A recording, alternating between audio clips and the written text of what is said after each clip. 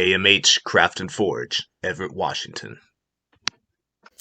Hi guys, welcome to the channel. I know it's been a while since I put one out because I've been really busy. I'm a middle school teacher, and then this past summer in 2023, I dedicated pretty much the whole summer and a little bit before and after the summer to doing markets, craft fairs, Renaissance fairs, pirate festivals, all sorts of stuff just to get my stuff out there and my name out there. So part of this video is showing you clips of those markets and things that I did. And the other part of it is telling you things that I learned while doing it. So if you are interested in, as a maker or as a crafter, going out and doing fairs and markets and stuff like this, I've got a laundry list of things that I've learned and tips that would help you out. So here's where we're going to start. I've got my list of things that I've learned. So here we go. Things that I learned this last summer doing craft fairs. Vendors, your fellow vendors are an incredible resource for knowledge, help, and they will also buy stuff from you if they like what you sell.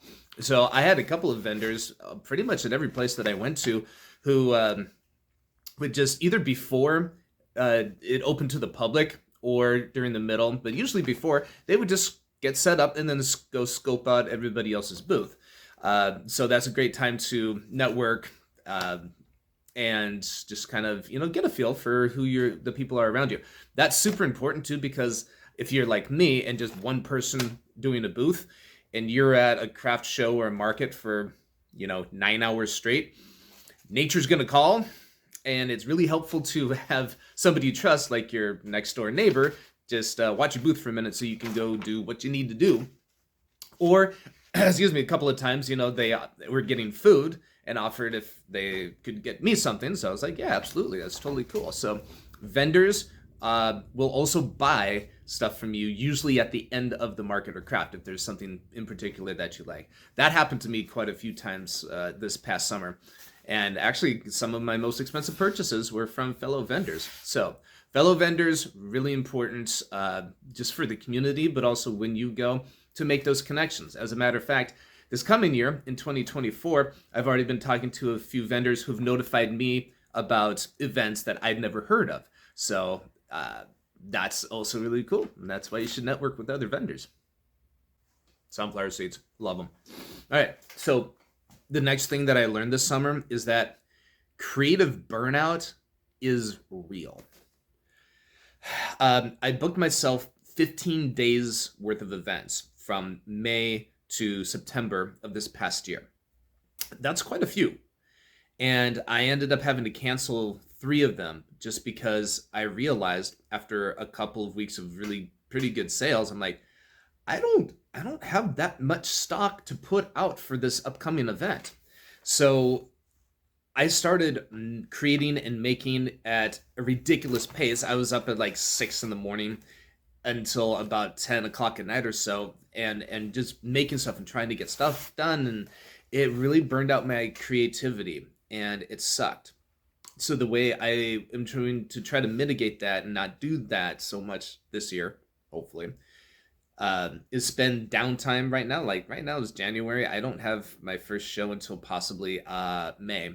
And as I'm still teaching, I'm going to try to use my weekends to make the things that take the longest to make if I have to, recoup my stock. So I want to build up a stock of things that take me a while to create. And the other things that I can just hammer out quickly, I can do as the need arises. But by the end of summer, I was like, this is just not fun if I have to rush and to create just to have stuff to put out. So be mindful when you're creating stuff and as you're planning events and stuff like that. How long does it take you to make something? Determine what your bestseller would be. And if you're just starting, maybe you have absolutely no idea, and that's okay. I would say pace yourself in how many events and markets that you sign up for. All right, giving you a 2-for-1 on this one. Don't be price shamed and know what your time is worth. Those are 2 big things that I figured out this past summer. Don't be price shamed. So at a couple of festival, market, whatevers, I would have 1 or 2 people maybe just come and look up at my stuff and go, ooh, boy, can you really get that much for that? Looking at my knives in particular, and I price my knives what I feel is reasonable to compensate me for my time and also make it affordable for your average so-called person to spend money on and feel good about it. So yeah, there were a couple of times where okay, one time in particular, this guy came up and just gave me unsolicited bullshit about, oh, well, if you want to sell more knives, you need to do this and shine them up and make them look all nice and everything like that. And I was just kind of like, He's like, yeah, I'd be surprised if you sold much here today. That ended up being one of my highest grossing days, and I sold probably about 8 knives. And I really wanted to find that guy at the end. I don't know if he was a fellow vendor or whatever, but I really wanted to find the guy at the end and just go, fuck you. People still bought stuff at what I was asking. So what I figured out this summer is my time is worth X an hour. So I price my products based off of that. And I feel really confident in what my hourly rate is for myself, just because I've practiced at it. I've worked at it, about 7 years now. So I feel that I'm pretty competent in knocking something out relatively quickly. So I know how long it takes me to make things, and then what is reasonable to price it at so that people will buy it and feel good about paying the price that they do. And then some other times people are like, well, you should be asking a lot more for that. And I'm like, that would be lovely, but this is why I've decided to price it at this. So know what your time is worth per hour, and don't let anybody talk you out of the price that you set for yourself. All right, just to piggyback off of the whole know what your time is worth and don't be price shame thing, it's helpful to offer a variety of different things at a variety of price points. Like if I just sold my knives, nobody's going to walk in there with $20 and get anything from me. So offer a variety of different products, some that you can, turn out pretty quickly, that you can offer, between the $5 and $20 range. Because whenever I go to any given festival, I have things that I can sell between $5 and $250. And there have been some festivals or markets where I've sold maybe 2 knives, but I've sold 10 other lesser priced items and come out pretty good on the whole day. So do your best, offer a variety of different things for people at different price points. Another thing along with prices and time and stuff like that, clearly mark your prices on every item. Just because I got so crazy busy, I would finish stuff and just throw it in my box of stuff to take. And then as I'm setting it out, I realize, oh shoot, I haven't priced that. If you get there, I usually get there at least 2 hours before the event starts to set up, and then I'll just mark my prices before people start coming in, or I won't put anything out unless it's price marked, because there was a couple of times that I put stuff out without a price, and I would see people really looking at it and turning it over and then putting it back and then moving on to something else that was priced. And they say, oh, how much is this one? And that's really embarrassing, because then you look like an idiot going, I don't know. Oh, didn't I price that? Be on top of your stuff. I know it was difficult for me to do that this summer just because I was so damn busy, but always mark your prices. Don't put anything out unless you've got a price on it. Promoting yourself. One way that I do it, like a lot of other people, is business cards. But the thing that I do with business cards usually end up in somebody's pocket, go through the wash, or lost in a purse, stuck in a wallet, found like a year later, depending on how often you clean your wallet. So what I did is I put my logo on one side of it, and then on the back, I have a QR code. So when people grab a business card, if I have a moment, I say, hey, why don't you go ahead and scan that just to make sure that it works? And so they'll scan the QR code, which takes them to my website. That way, they have the website, they can save that link on their phone, because like 75% of people scroll through things on their phone and look things up more on their phone than they do their home computer. So that's a really good way to do it, is with the QR code. All you need is a link to whatever website, your website, or like I built one in not Google Slides, but it's a Google site. So if you have a Google account, you just build a site, and then you can link all of your other sites to that site. So like for mine, I had the landing page, or maybe I moved it, but there's a list of events where I'm going to be appearing.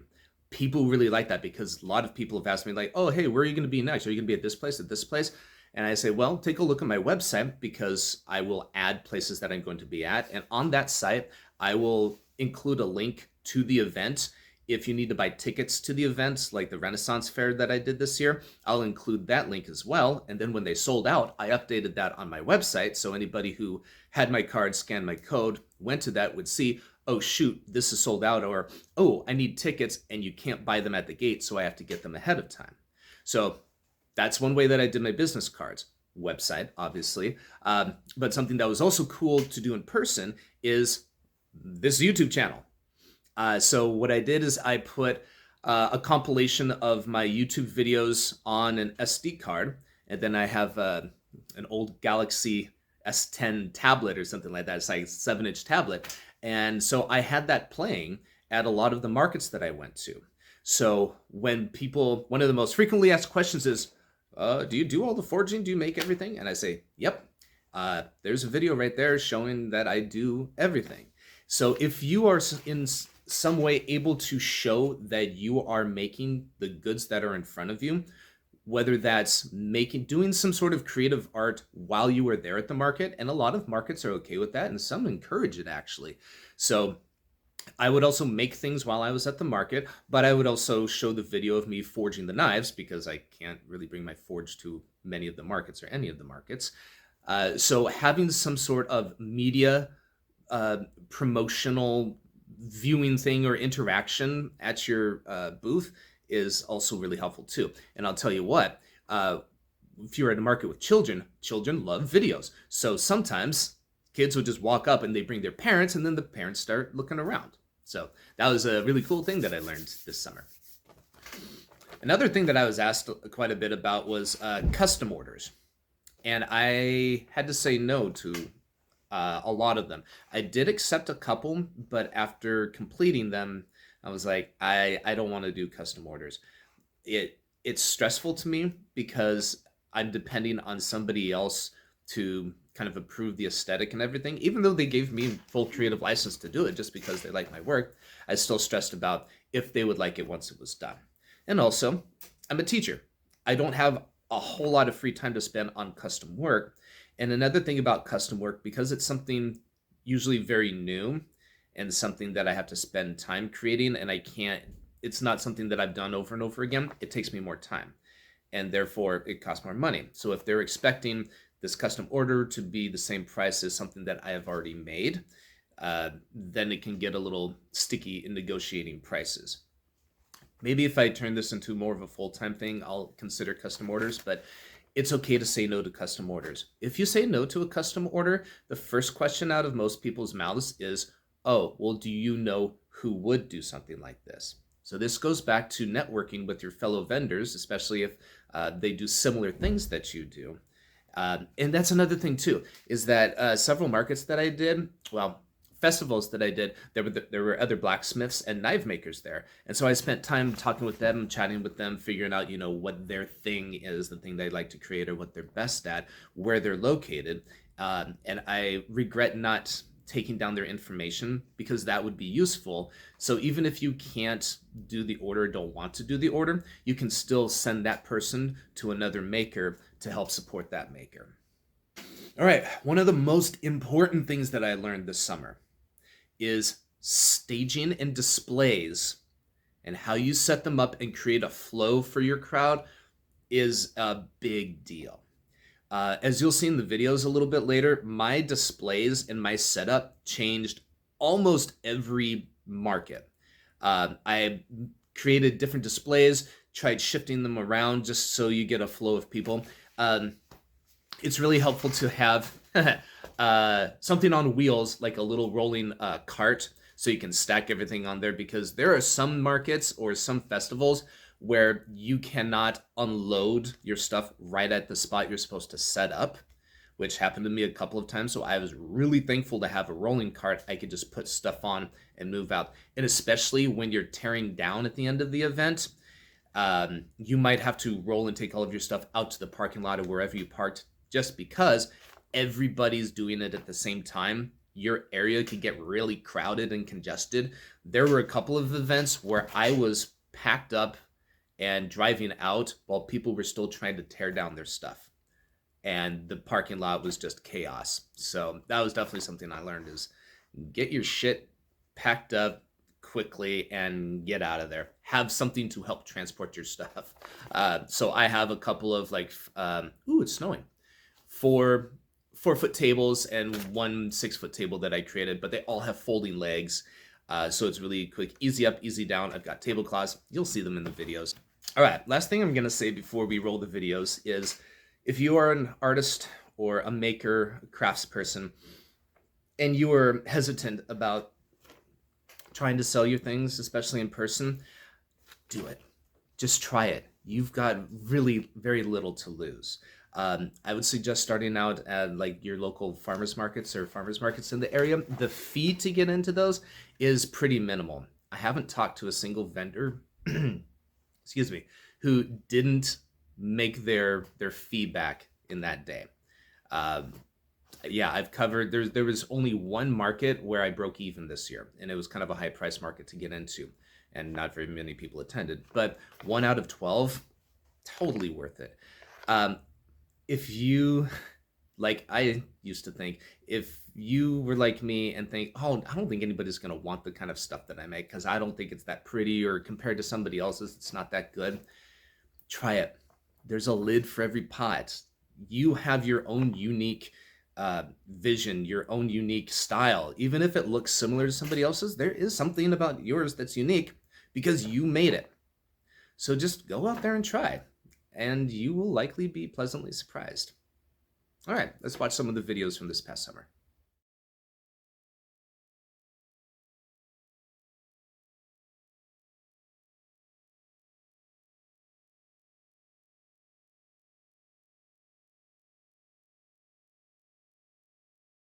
Good. Don't get in the way. We didn't want to join in.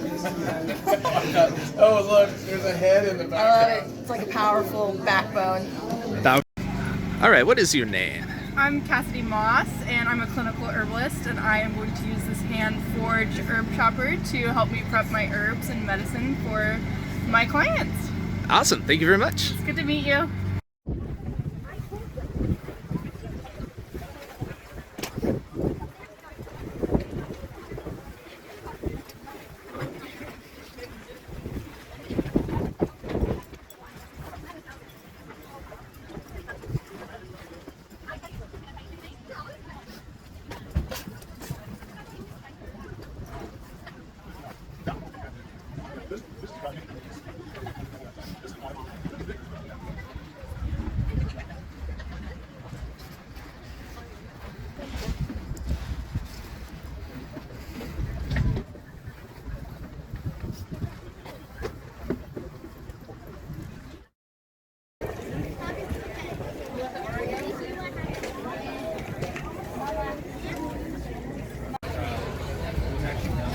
Like I always wanted a freeze dry, and it costs like 5,000 just for a small one. That only can freeze dry 2, and it does it slower.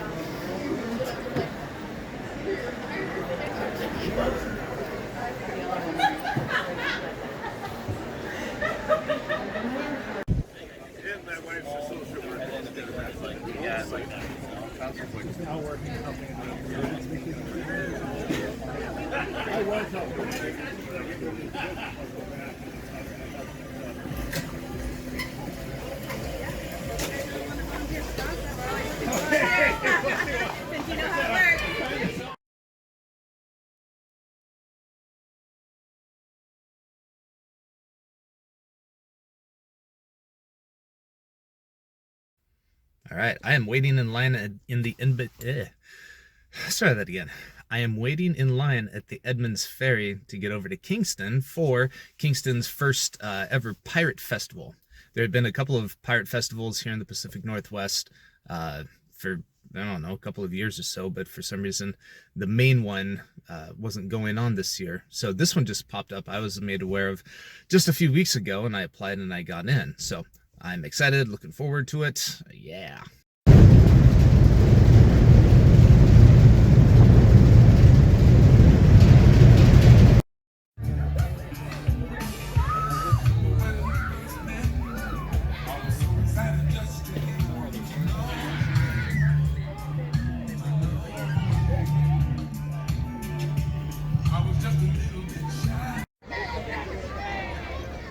Did you know that they had everything in place and ready to go for the Enchanted Tiki Room when it opened?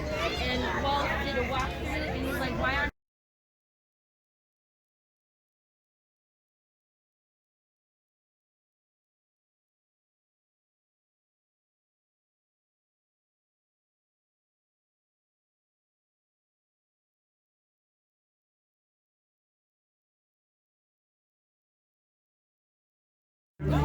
All right, what did you get? Fun little knife. Yeah. Ebony handle, gorgeous, love it. Gonna carry it around when I can. Very happy. Knew I was gonna spend money here today. All right, thank you. Yeah, thank you. All right, proud owner of this new blade. What do you think? I like it. It's a very good knife. All right, enjoy. Well built. Let's plant it. There we go. All right, proud owner of a new AMH Craft and Forge knife. Awesome, thank you very much. Happy Father's Day. Awesome, thank you guys. Awesome, brand new purchase. Yep, happy Father's Day, by the way. He wouldn't stop talking about this ever since he saw it. Excellent, I'm glad he's gonna enjoy it. Thank you. Yeah. All Very right, happy with my purchase. excellent, let's take a look at that. Very beautiful knife. What are you gonna use it for? Whittling. Whittling? Awesome. Maybe skinning some fish. There you go. Rabbits and stuff, but probably more for whittling. Awesome, thank you very much. Yeah. All right, go ahead. I can't find the piece. There you go. Awesome. Yeah, that is so cool. I really like it. Perfect. Thank you. Enjoy. One. So yeah, we're getting this antler handle knife for my dad for Father's Day. It looks like a really well-made knife. I like the antler on it. Okay. The little thing on it that goes into the head is like a little hand stopper, which I like. And this is like a little hand guard thing. And it works good too because it's how it fits in the sheath. So it wraps around. I think it's really well made. Great. Thank you very much. Hope your dad enjoys it. Yeah. Thank you.